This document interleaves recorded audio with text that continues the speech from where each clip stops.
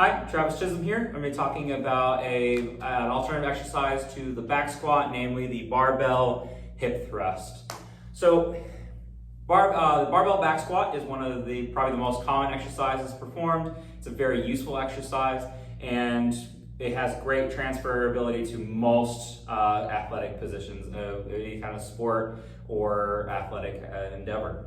So why would we require kind of an alternative exercise? The possible explanations could be, say we don't have quite the ankle mobility, or we don't have the mobility in the hips for the back squat, and so we just need to focus on just strengthening the lower body musculature, but we don't have that mobility just yet. If you are possibly got injured, you're not quite cleared to do something like the back squat, you need kind of an alternative exercise to do in the meantime until you recover. The barbell hip thrust is a very good alternative exercise. Also, if you are a sprint-based athlete within American football, a striker in lacrosse, a forward in soccer, or a sprinter in track and field, you're going to require, again, powerful hip extension through the glute max.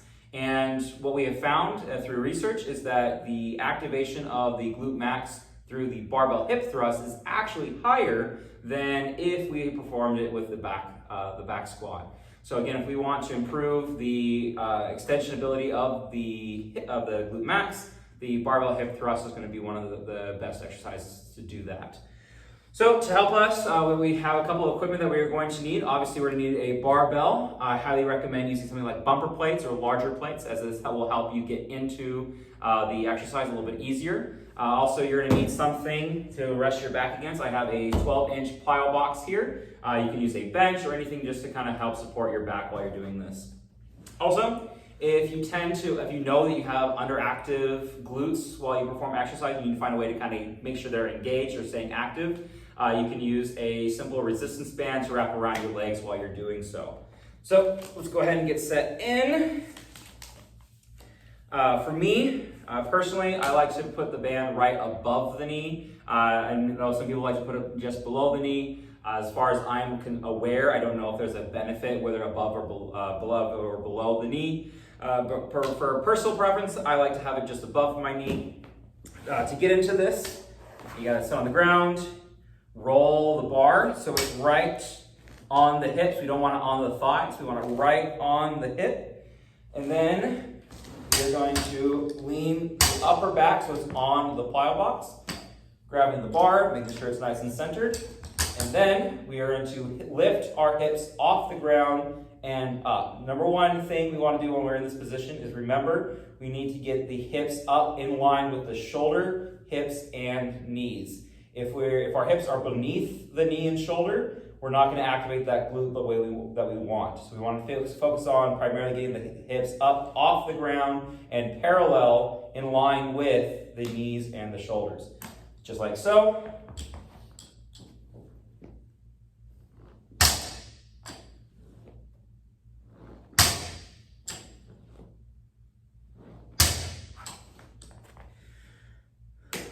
With the resistance band, another thing we want to do is make sure that we are leaning into the resistance. So we want, again, feet slightly wider than shoulder width, so we have that tension in the band. That's what's going to help keep those glutes activated. Also, while we are moving up, yes, we want the hips in line with the shoulders and the knees. We also want to think about squeezing our glutes together. This is going to, again, help activate that glute muscle. This is not a hamstring, it's not the primary muscle group for this exercise is not the hamstrings, where most people feel it in the hamstrings. We want to feel it in our glutes, in our butt.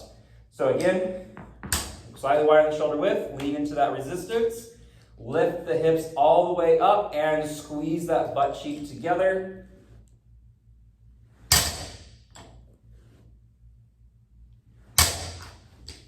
That is what you are going to do to do that exercise. Say we're not quite as strong, so say our glutes are really weak and we just don't have the strength in order to do the barbell hip thrust. What's an alternative exercise we can do? Simply, we can just do a hip thrust without it. So again, I do recommend having the resistance band because that's going to help with activation. We then set it up, same position, back for me on the plyo box. Feet slightly wider than shoulder width, leaning into that resistance of the band, squeeze that butt together and lift it so it's parallel in line with the shoulder and knee. Lift up. And squeeze that butt together to make it so you're feeling it in your butt and not your hamstrings. Say you are really strong, you've been doing the hip thrust for a long time, and you want to find a way to try to increase activation of your glute. One possible progression for this is to do a single leg hip thrust. So this is where you're going to have one leg on the ground, one leg up, and you're going to lift and back down.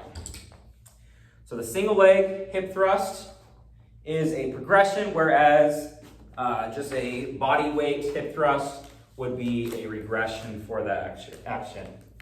So again, when would I utilize this exercise over the back squat? Again, if I'm working with sprinters, again, the sprinting action requires a powerful hip extension in the back, because it helps with keeping that helps with the sprinting action. So if we want to increase the strength of that glute, we're going to need exercises that are going to stress that glute more than, say, a back squat will. So the barbell hip thrust is a very good exercise in order to be able to do that. Again, if we are experiencing some kind of mobility issue, the back squat, if we are coming back from an injury, we want to just focus on getting that glute strong again before we get back into a back squat. Again, the barbell hip thrust is going to be a really great exercise for you. Hopefully this guide is helpful to you, and good luck and happy exercising.